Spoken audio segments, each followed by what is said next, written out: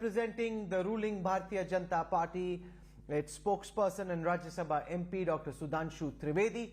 Squaring off against Dr. Trivedi, we'll have Priyanka Chaturvedi, Rajya Sabha Member of Parliament and Deputy Leader of the Shiv Sena.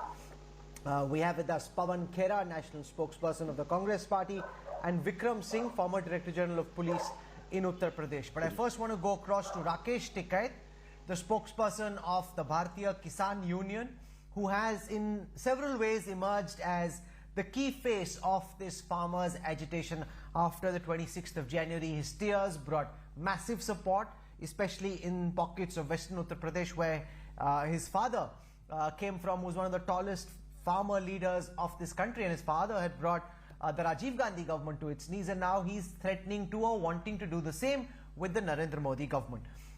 Tikait साहब, गाजीपुर, सिंगू, टिकरी तीनों borders पे police ने fortifications बहुत बढ़ा दिए हैं, बैरिकेड्स लगा दिए हैं, बार्ब्ड वायर्स लगा दिए हैं, फेंसेस लगा दिए हैं। ऐसा लगता है कि इंडिया पाकिस्तान का बॉर्डर बन गया हो, ये सरहद बन गई हो। आपके जो समर्थक हैं उनकी भी संख्या बढ़ती जा रही है। ऐसे में इस आंदोलन को अब आप कहां जाता देखते हैं? राकेश टिकैत, स्वागत है आपका। नहीं, हमने पहले भी ये कहा कि इसका समाधान बातचीत है। सरकार बात करे, जैसे पहले भी बात हुई है, तो सरकार बात करे। हमारा कोई अंदर जाने का कोई हमारा प्रोग्राम नहीं है कि हम अंदर जाएंगे। वो तो कॉल होती है कि अंदर जाएंगे, क्या हमारा प्रोग्राम रहेगा, तो हमारा कोई अंदर का कोई प्रोग्राम नहीं है। नहीं, मैं आज पार्लियामेंट में था, कई सीनियर मिनिस्टर से मेरी बातचीत हुई। उन्होंने कहा कि राकेश टिकैत जैसे लोग अब जिद पे अड़ा हैं, अभी इनके अहंकार, उनके घमंड, उनके ईगो की बात बन गई है। हम लोग तो बातचीत करना चाहते हैं, लेकिन राकेश टिकैत जैसे लोगों का अहंकार अलाउ नहीं कर रहा कि बातचीत से कोई समाधान निकले। नहीं, हमारा कोई ईगो नहीं है। हमने यही तो कह दिया, क्या इसमें ईगो होगी? भाई, जो 3 बिल है, अगर देश की जनता नहीं मान रही, देश का किसान नहीं मान रहा, उनको वापसी ले लो। ईगो तो सरकार बना के बैठेगी। एमएसपी पे कानून नहीं बना रहे। आज भी आप धान देखोगे, आप जो केएमपी है, आप हरियाणा जब जाता है, आप उसके सर्वे करवा दो कि कितने ट्रक, हजारों ट्रक धान आज भी उत्तर प्रदेश से, इन स्टेट से हरियाणा और पंजाब जाता है, क्योंकि वहां पे एमएसपी पे खरीद होती है। भाई, उसका लाभ पूरे देश को मिल जाए। और हमने ये नहीं कहा कि सरकार पे कोई जोर पड़ेगा उस पर। सरकार कानून बना दे और जितना सरकार को खरीदना है वो खरीद ले और उसको छोड़ दे। कोई व्यापारी जो सस्ते में खरीद कर वहां भेज रहा है, वो उस पर नहीं भेजेगा, वो उसको कीमतें मिल जाएगी, तो उससे लाभ हो जाएगा सरकार को। लेकिन एमएसपी पे क्या दिक्कत है उनको, ये समझ की पर है बात। नहीं, पर आप ये कह रहे हैं कि देश के किसान इन नए कानूनों को नहीं मान रहे। हकीकत तो ये है कि पंजाब, हरियाणा और अब पश्चिम उत्तर प्रदेश के कुछ हिस्सों के किसान हैं जो कि आंदोलन कर रहे हैं। देश के जो बाकी किसान हैं वो आपकी तरह आक्रोशित नहीं है, उनमें कोई आंदोलन का जज्बा नहीं है। वो तो जैसे अपनी पहले खेती कर रहे थे, अब भी खेती कर रहे हैं, और इन कानूनों के खिलाफ वो तो विरोध नहीं कर रहे हैं। टिकैत साहब, अच्छा, उनको कीमतें मिल रही है पूरी, उनको पूरी एमएसपी मिल रही है, उनके एमएसपी से नीचे पर कहीं देश में खरीद नहीं हो रही। मतलब इतना मार दिया लोग कि वे आंदोलन करने लायक भी नहीं छोड़े। क्या बिहार का किसान आंदोलन कर सकता है? वहां तो मंडियां वो खत्म कर दी थी ना, आज से 14 साल पहले, 15 साल पहले। क्या वो प्रोग्रेस कर गया वहां का किसान? तो ये नहीं है चीज कि भाई आप मार के कमजोर करके उसको पूरा इतना कमजोर कर दो कि वो रोटी तक मोहताज हो जाए, फिर उससे कहो कि ये तो जी कुश्ती नहीं लड़ रहा और ये लड़ना नहीं चाहता। तो ऐसा नहीं है। मतलब किसान की फसल आधे रेट में बिकती है, किसान खुश रहेगा।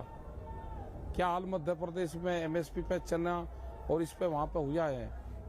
अब दिखाओ उसको कि क्या हाल हो रहा। मतलब आधे रेट में खरीद हो रही, व्यापारी मंडियों के अंदर, सरकार की मंडियां, सरकार का रेट निर्धारित, और उसमें आधे रेट में खरीद कर रहा है। ये गठबंधन है, ये पूर्ण रूप से गलत है पूरा। नहीं, पर आप लोग तो अब 2 महीने से ज्यादा इस आंदोलन में जुड़े रहे हैं। ऐसे सड़कों पे दिन रात बैठ पाना कितने दिन के लिए संभव है? ये जो डेडलॉक की स्थिति बनी हुई है, ये तो ऐसे कायम नहीं रह सकती ना कभी तो इसका कोई समाधान निकालना पड़ेगा। और जैसे सरकार कोशिश कर रही है, आपको भी, आपके साथियों को भी कुछ ना कुछ तो कोशिश करनी पड़ेगी कि इस डेडलॉक से आगे का कोई रास्ता निकले। ऐसा है ना, ये सरकार उस तरह की वो ना सोचे कि किसान कब तक भटकेगा। जब तक इसका निष्कर्ष नहीं निकलता, किसान जब तक भटकेगा। देश में किसान बहुत हैं। हमने अक्टूबर तक का प्लान बना लिया है और हमने गांव को कह दिया कि सब लोगों को एक दिन आने की जरूरत नहीं, क्योंकि 26 तारीख में यही हुआ कि सब लोग 26 तारीख की कॉल दे दी, वो एक ही दिन आ गए और फिर वहां से चले गए। तो ऐसा नहीं है। अब हमने शिफ्ट वाइज लोगों की ड्यूटी लगाएंगे। हर गांव से 25-30 आदमी एक प्लान बनाएंगे कि आए, वे 5 दिन रहें, फिर दूसरे लोग आ जाएं, वे अपना चले जाएं। फिर तो चला लेंगे हम, इसमें कोई दिक्कत नहीं है हमको चलाने में। अभी हमने अक्टूबर तक का प्लान हम इसको बना रहे हैं। जो इस वाले बॉर्डर से सब लोगों से वहां सब जगह आंदोलन चलता रहेगा, ऐसा कोई दिक्कत नहीं है हमें।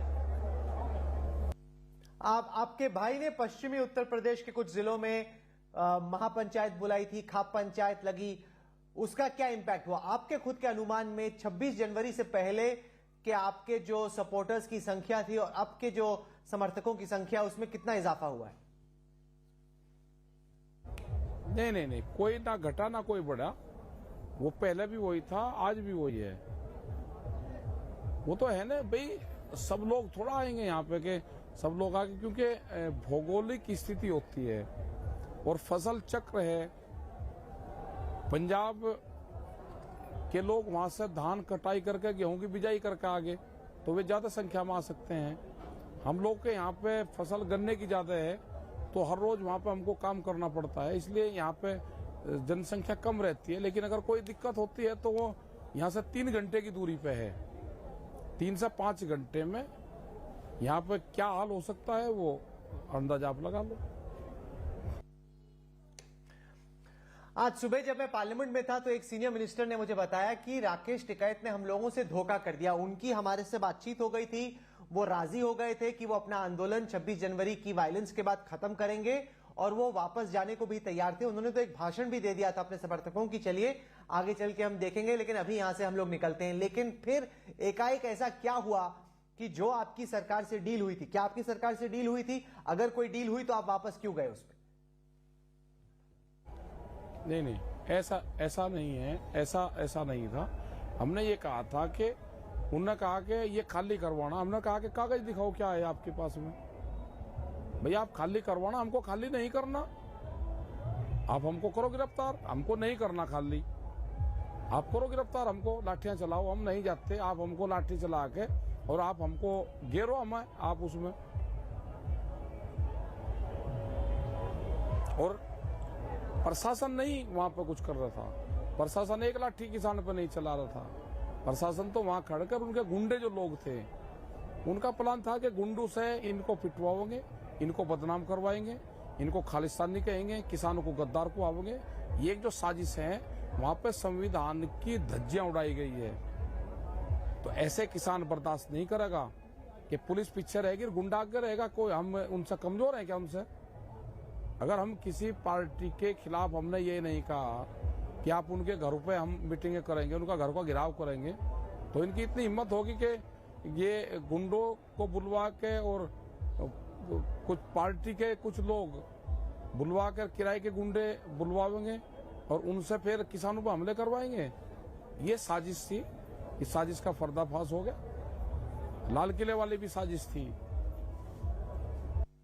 नहीं, पर क्या आप कम से कम इतना तो मानेंगे राकेश टिकैत कि जो लाल किले पे हुआ, जो अपने आप को किसान कह रहे थे, आंदोलनकारी कह रहे थे, उन्होंने जो करतूत की लाल किले पे जाके, वो सरासर गलत थी।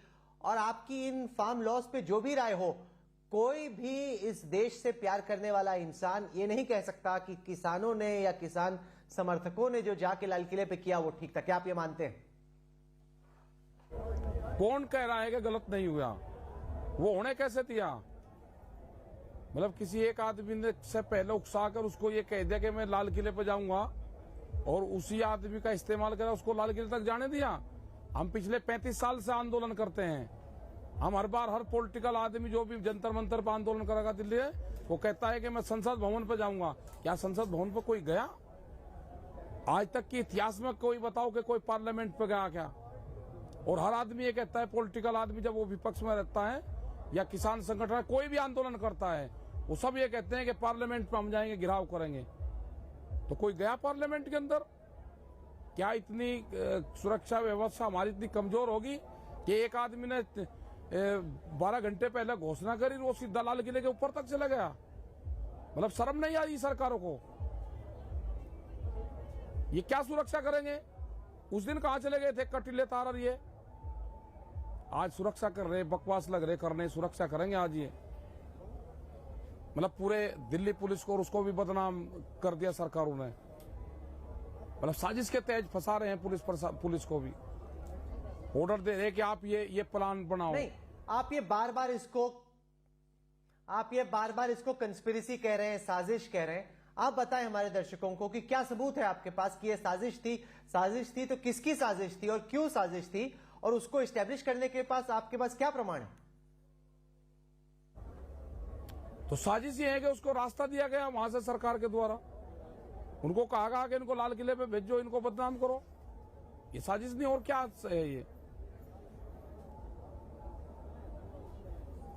मतलब दिल्ली पुलिस को इतना वो कर दिया कमजोर कि वो रास्ता देना पड़ा। जवाब कौन देगा कि दिल्ली में रहते हुए दिल्ली पुलिस कमजोर हुई? कौन जवाब देगा? जो बैरिकेटिंग, जो हमको रास्ते दिए गए दिल्ली के जाने पे, कौन किस एजेंसी से जांच करवावे? किसी की है हिम्मत एजेंसी से जांच करने? किसी चैनल की है हिम्मत कि जो रास्ते दिए गए उस रास्तों पे बैरिकेटिंग थी, दिखाने की है किसी चैनल की हिम्मत? हमको पता है कि चैनल के ऊपर भी बंदूक का पहरा है,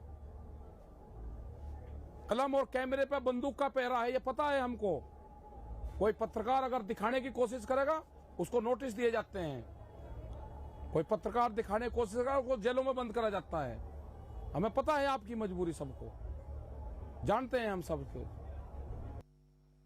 सर आप कमाल हो, आप हमारे चैनल पे लाइव बैठे हो। सबसे पहले मैं खुद आपसे बात कर रहा हूं, बाकी मेहमान हमारे इंतजार कर रहे हैं जिनसे अभी मैं बहस करने वाला हूं, और आप कह रहे हो कि हम डरे हुए हैं या हम किसी के दबाव में हैं। अगर हम किसी के दबाव में होते तो आप लाइव होते ही नहीं, आपकी बात ही नहीं निकलती। और इसका क्या, जो आपके जो समर्थक है कभी कभी हमारे पत्रकारों के साथ बदसलूकी कर लेते हैं, वो कहां की ठीक है? मैं आपको बता दूं साफ तौर पे, ना हम आपसे डरते हैं ना सरकार से डरते हैं। साफ सवाल पूछना बेबाकी से, निष्पक्ष तरीके से, यह हमारा काम है और यही हमारा धर्म है। ना हम आपसे डरते हैं ना सरकार से, यह आप बात जान लीजिए। मतलब जिस तरह से चैनल का उसका शोषण करा जा रहा है, जिस तरह से, मतलब आप दिखा दो ना आप वहां के उसको, मतलब मीडिया का किस तरह से दोहन करा गया है। अरे दिखाना दो ना मीडिया, और ये तो ओपन होती है, जो चीज हो रही है उसको दिखाओ। हम कोई गलत कर रहे हैं तो हमको भी दिखाओ।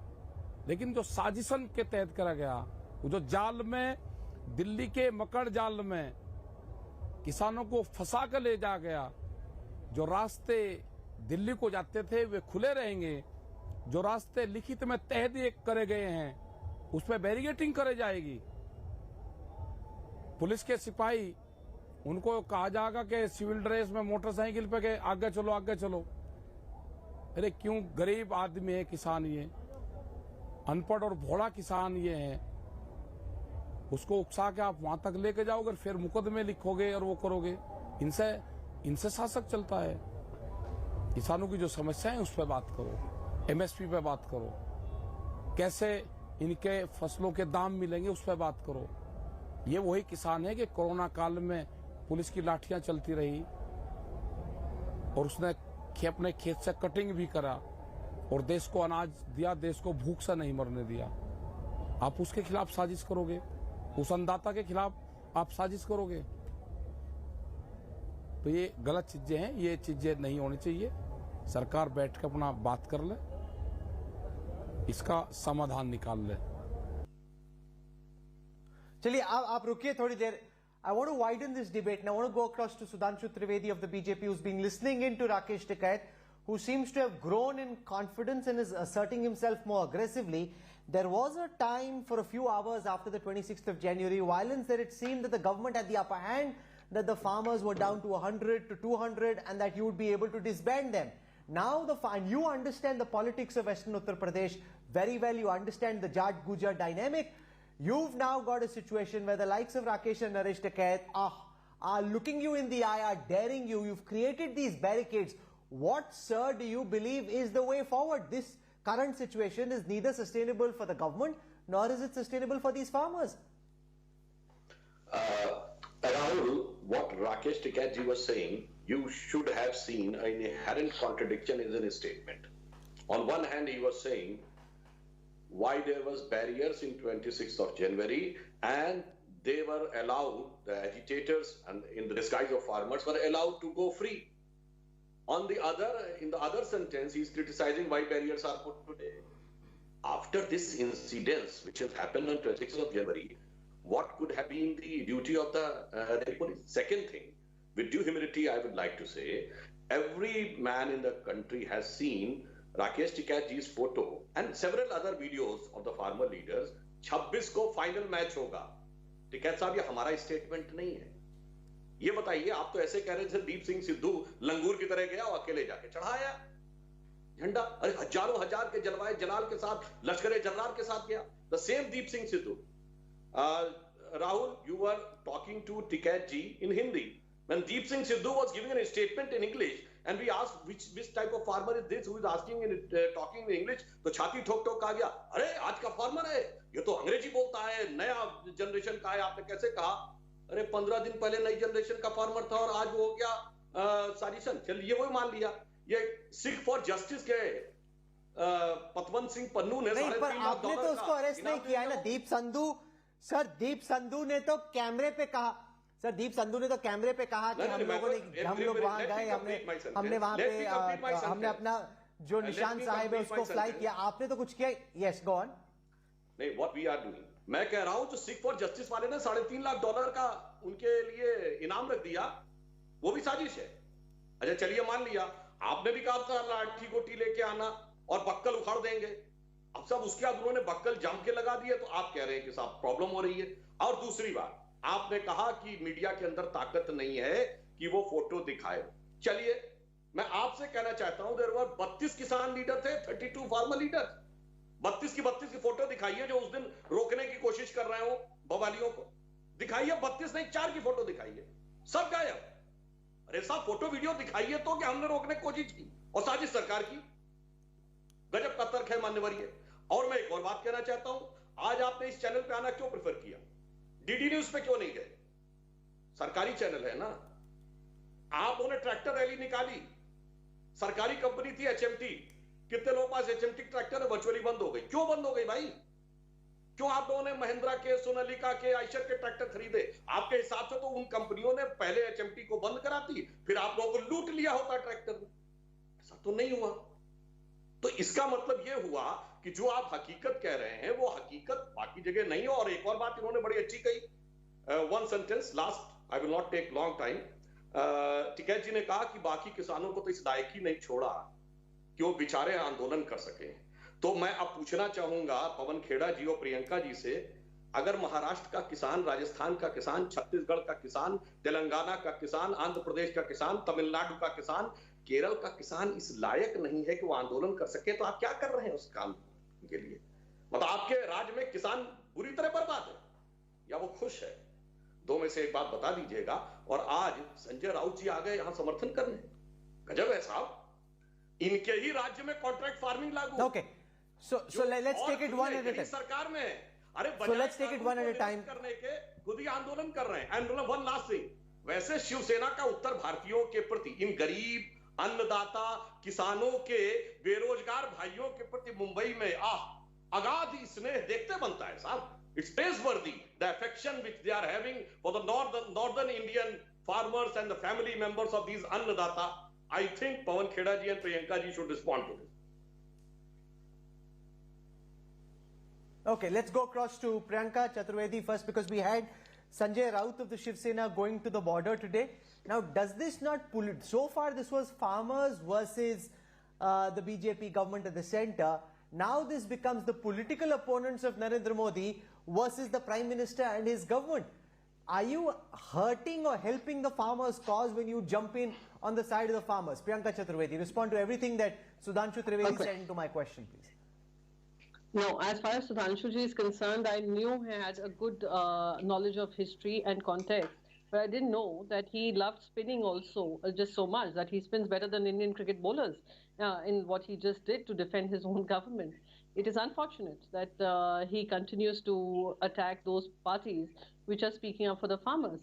What I also found surprising was when he said Maharashtra farmers have not shown support. I think he missed the news story that Maharashtra farmers last week came out in support and they were at Azad Maidan protesting against and showing solidarity with the farmers at the center.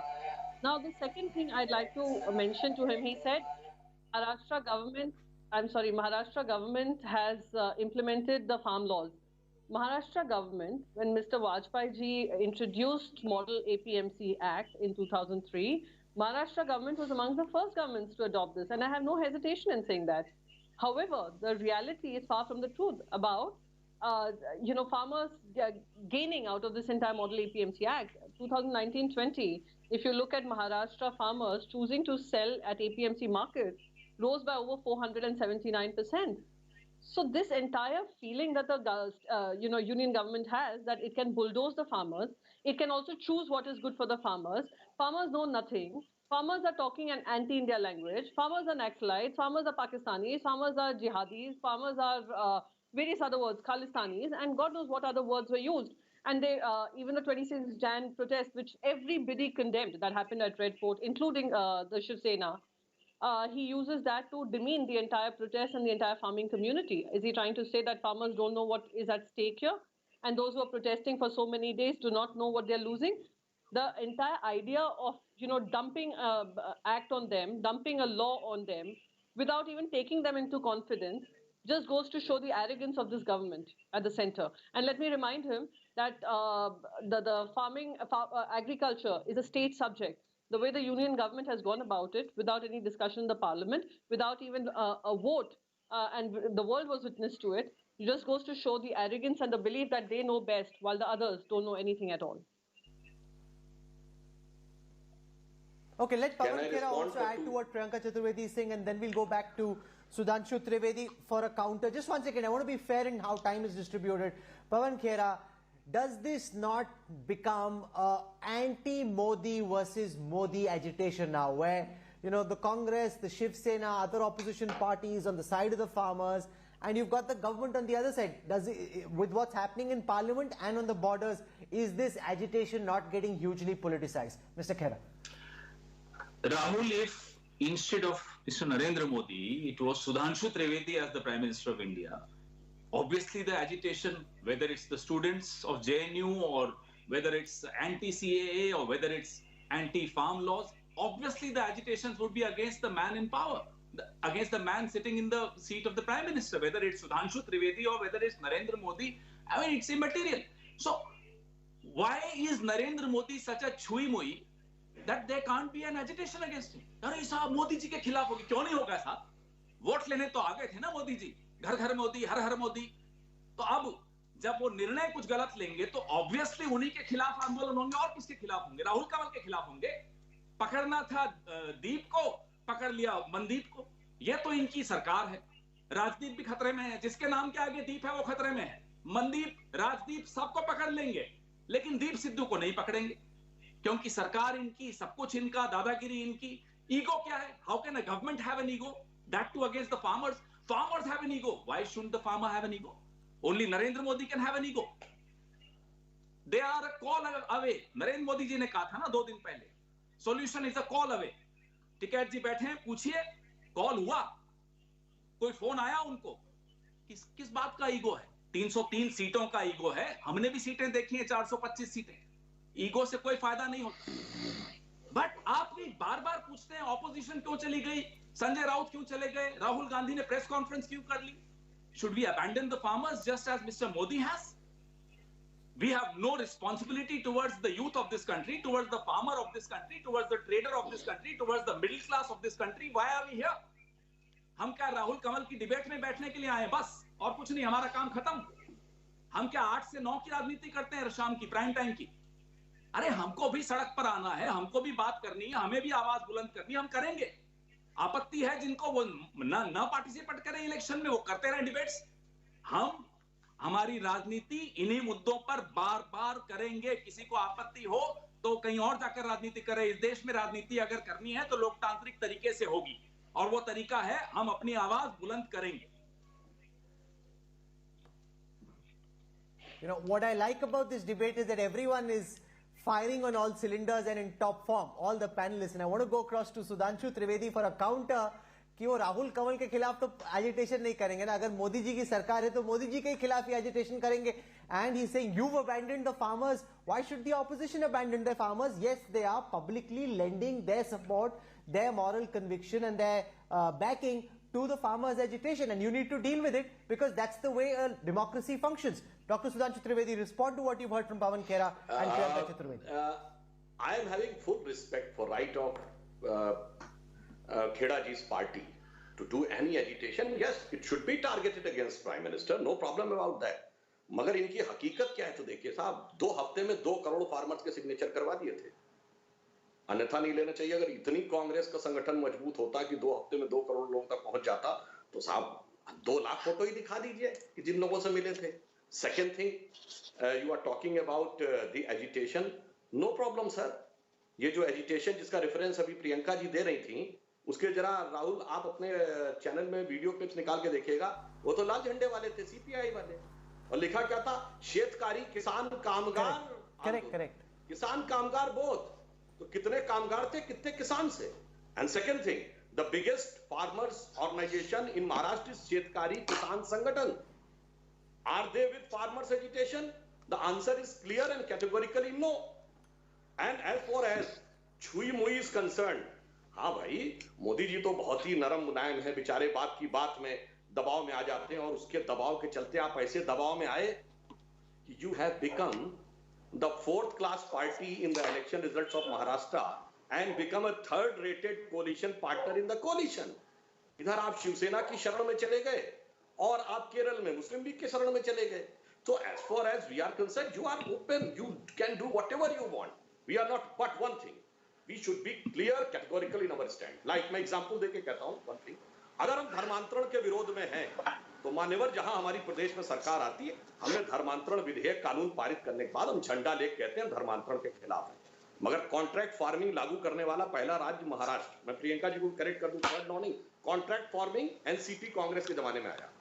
आपकी सरकार है, पहले cabinet की meeting बुलाइए, निरस्त कर दीजिए उसको, फिर कहिए we are against contract farming. On the contrary, the NCP and Congress leaders are getting contract of the contract farming.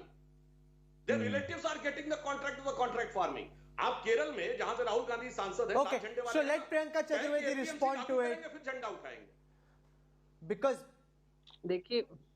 Because what you omitted in your opening comments, Priyanka, is the fact that Maharashtra is the, just hear my question, ma'am. Maharashtra is the land of Sharad Anantrao Joshi, the farmer leader who set up the Shetkari Sangathan, and he's the one who actually wanted the kind of changes that Prime Minister Modi and this BJP government has have brought. And the fact is that the Azad Maidan protest that you refer to was a left union-led protest.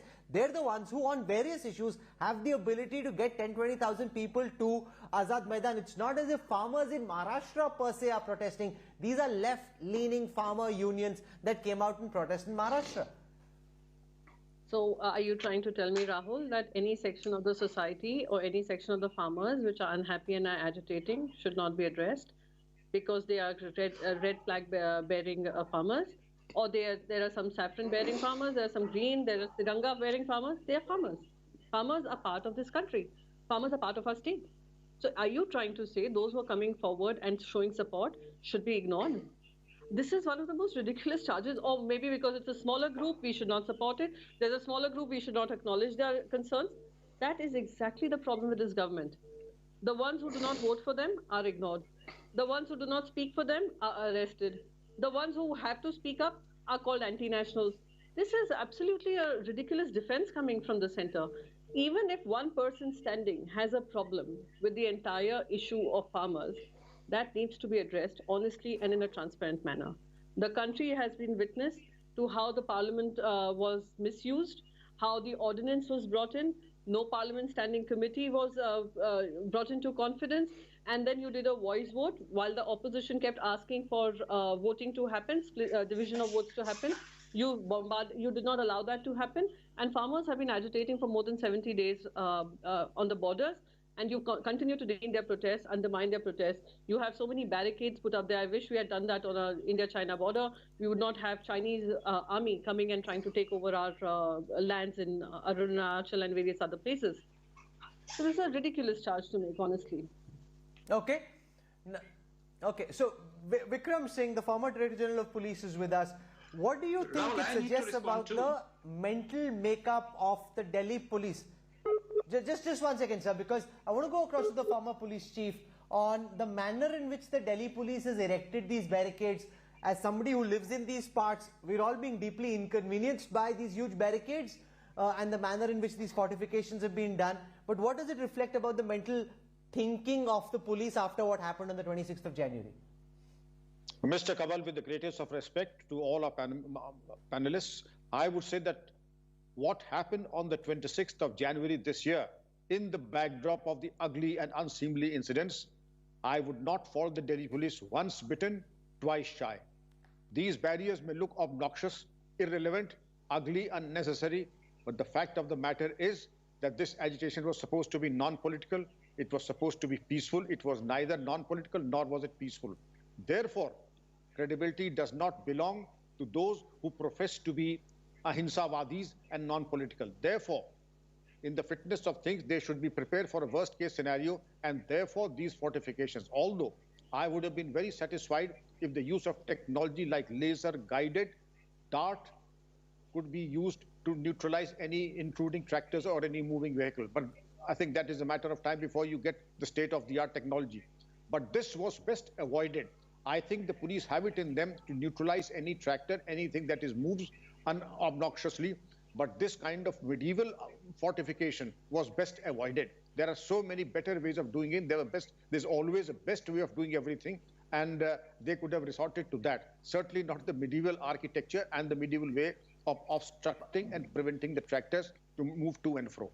Pawan Khera, do you buy this argument that we are hearing from Mr. Vikram Singh and earlier from S.N. Srivastava, the Delhi Police Commissioner, that these barricades and fortifications may look like a monstrosity, but there is no option after what happened on the 26th of January, and given the intel inputs they claim to have, the Delhi police has no option but to erect these barricades so that the farmers cannot march into the capital yet again.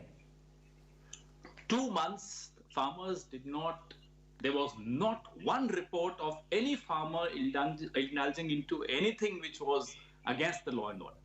What happened on 26th needs to be absolutely independently inquired into. Who's Deep Sidhu? What are his connections? Why is he still at bay? These are questions that need answer. It's very easy to taint farmers. It's very easy to taint the Shaheen Bagh protesters. It's very easy to taint the students who are protesting against fee hike, for God's sake. Even they are anti-national. It's very easy to oppose the Bhima Koregaon. Everybody they'll oppose. Just because somebody has the courage to raise a voice of dissent does not mean that you taint them. Does not mean that you paint them absolutely in a color so that there is a middle class hatred towards farmers. Why is there a barricade outside the Oberoi Hotel near my house? Tell me, why? Is any farmer coming to the Oberoi Hotel? Massive cement barriers. Why? That's the strategy is to ensure that the middle class starts hating what's happening on the Singhu border. This is the strategy, nothing less, nothing more. Sudhanshu ji, okay, respond to it, Sudhanshu Trivedi. Respond to this, that you are doing this to inconvenience the middle class. Yes. Okay, go on. Rahul. No, I need to finish my point, please. Rahul. Okay. Sudhanshu जी आपने बोला कि Rahul Gandhi Okay, go on, Mr. Khera, complete. कैसे हो गए? तो odd even आप और अरविंद केजरीवाल में ज्यादा फर्क नहीं है. ऑड डेज पे आप कहते हैं राहुल गांधी तो इनकेपेबल है, 2 करोड़ सिग्नेचर किसानों के ला ही नहीं सकता. इवन डेज पे आप कहते हैं राहुल गांधी है इस पूरे आंदोलन के पीछे. तय कर लीजिए, कांग्रेस पार्टी किसानों के आंदोलन में कोई हमारी योगदान है या नहीं है, हमारे में सक्षमता है या नहीं है। और इवन मत करिए क्योंकि फिर कंफ्यूज हो जाते हैं कि आप अरविंद केजरीवाल की पार्टी के हैं या भारतीय जनता पार्टी के। तय कर लीजिए। आई गिव यू टाइम, 2 दिन बाद में आपसे पूछ लूंगा कि हम करते हैं या नहीं करते, हम कर सकते हैं या नहीं कर सकते। ये दोनों तरफ मत जैसा आप करते हैं। Okay. Pawan Kheda ji has raised a very appropriate point. I would like to respond, Rahul, that for creating a structured movement, there need a capability, which Rahul Gandhi ji is lacking. But for creating a chaos and ruckus, which Arvind Kejriwal is expert, and unfortunately, Congress, which was not of that sort, has also joined the same league. And now, on the issue of barricades on Oberoi Hotel, sir, this is not just the issue of farmers. After the low-intensity blast outside the Israeli embassy, there are several aspects of security threat in the national capital, and even some anti-national forces can try to target even the farmers. So we have to keep in the mind the security of the farmers also, and the barricading should be there. And one more thing, Vikram Singh ji has said very appropriately that the modern technologies like laser-guided guns should be used. But I would like to remind, American police के पास तो है, उनके पास तो electric shock gun भी है, in which you can get a shock and you will fall, you will not die or you will not be hurt. But on Capitol Hill incidents, कितने लोगों ने कहा कि अमेरिका की सबसे sophisticated पुलिस कंट्रोल क्यों नहीं कर पाई? Everybody shouted that Trump, who has provoked, should be responsible. And even my fellow panelists sitting on discussing on Capitol Hill said that the main responsibility is of Trump. And here they are saying the responsibility of the Delhi police. Despite the fact when Vikram Singh ji has said we are not having that much ultra-modern, high-tech, sophisticated instrument. Here provocation का तो कोई issue नहीं है. कौन सा फर्क पड़ता है? And finally, I would like to say, जिस दिन कहा था ना कि इंदिरा को ठोक दिया और मोदी को ठोक देंगे, quote unquote, उस दिन अगर इंदिरा जी के नाम की शहादत पे छाती ठोकने वालों ने थोड़ा सा कहा होता कि इंदिरा के अपमान के दोषी हैं, उन गुनहगार हैं, तो शायद हालात यहां तक नहीं पहुंचे। जिस दिन वॉशिंगटन डीसी में महात्मा गांधी की प्रतिमा के साथ अपमान किया और तथाकथित खालिस्तान का झंडा फहरा दिया in the name of farmer protest, उस दिन गांधी के नाम के होलसेल कॉपीराइट होल्डर्स ने अगर एक बार कहा होता कि गांधी के अपमान के गुनहगार हैं, तो आज ये हालात नहीं होते। चलिए नहीं कहा, अब कह दीजिए कि महात्मा गांधी के अपमान के गुनहगार, इंदिरा जी की शहादत के गुनहगार और लाल किले पे तो झंडा नेहरू जी ने Priyanka wants to make a quick counter के गुनहगार कुछ छोड़ आएंगे क्योंकि सारे गुनाह हम माफ है अगर मोदी जी की कुर्सी हिल जाए तो। So do I. May I? Sudhanshu ji, we all know that your government, Mr. Modi and Mr. Modi ji, all have been huge fans of Trump, and that's why you all are very influenced by what is happening in America. But what is happening in India is not even similar to what happened in the US. Secondly, I'd just like to make a point, sir, and that point is very simple. That what happened at Red Fort was condemned by one and all. I don't know those who condoned this. Everyone condemned it. And as far as, blaming the Delhi police is concerned, I don't think Delhi police is responsible for what happened. I blame the Home Minister for it. Home Minister had all the information from all the agencies with regards to this protest going out of hand. What stopped him from taking the action? What I know and what has been reported widely is that the Home Minister made a call saying that this is a political rally and we should allow it to happen, despite Delhi police telling them that the alert says something else and they should not take this chance. Yet you did not ensure that there was adequate security. Pinning the blame on Delhi police is extremely unfortunate. Pawan Khera, final words. I'm running out of time, sir. Pawan Khera, final words. He mentioned that the Shetkari Sangathan is not involved. Sudhanshu ji, people of RSS are shocked that Bharatiya Kisan Sangh is also supporting these. I remember the days of Dattopant Thengdi. आपको तो याद होगा कि रामलीला मैदान में दत्तोपंत थेंगड़ी जी ने अटल जी की नींद हराम कर ली थी जब अटल जी प्रधानमंत्री थे। वो आरएसएस और आज की आरएसएस आपको गांधी जी बड़े याद आ रहे हैं। गोडसे नाथूराम को कौन ट्रेंड करवा रहा था? अभी 30 जनवरी को गांधी जी की हत्या के दिन कौन ट्रेंड करवा रहा था?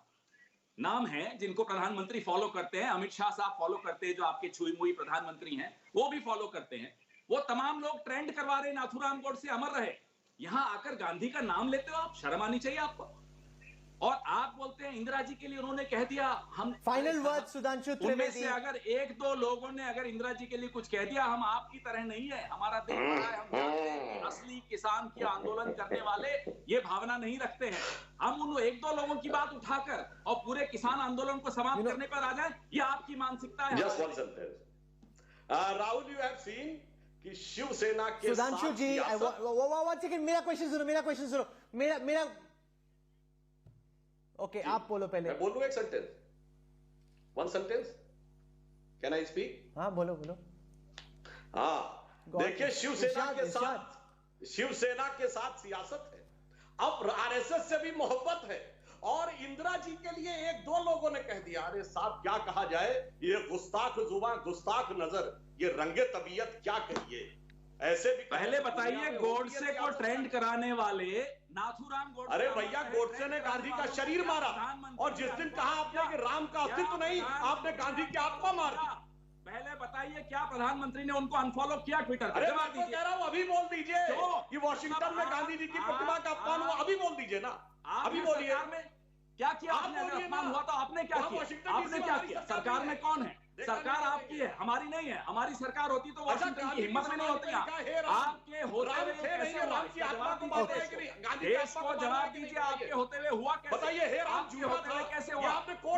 माय फ्रेंड ट्रम्प की राम का अस्तित्व नहीं था ना। Okay, time. Friend Donald Trump ने क्या किया? गांधी के साथ लगा हुआ है, क्यों नहीं? अरे कितना इंदिरा जी के साथ क्यों? Okay, time out. ये बोलेंगे नहीं। No, time out, gentlemen.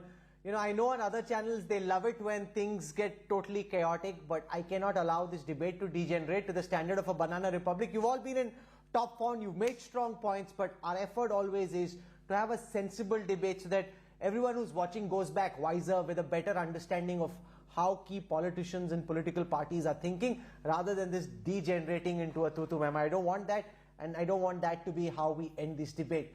I want to thank Priyanka Chaturvedi, Mr. Vikram Singh, Sudhanshu Trivedi, Pawan Khera and Rakesh Tikait for joining us on the Newstrack, for lighting up this program with the power of your arguments. We didn't, make no mistake, a very volatile situation. The government realizes it. Even if on camera that's not the sense that you pick up from the BJP spokesperson, they realize that this is a volatile situation, and my best sense is they're trying as much as they can to try and diffuse the situation, but it's not working out. It's a tough, volatile situation. The impasse continues. We'll keep tracking this as dispassionately, as objectively, and as fairly as we possibly can. I'll have more for you on the other side of a quick break. Stay with us.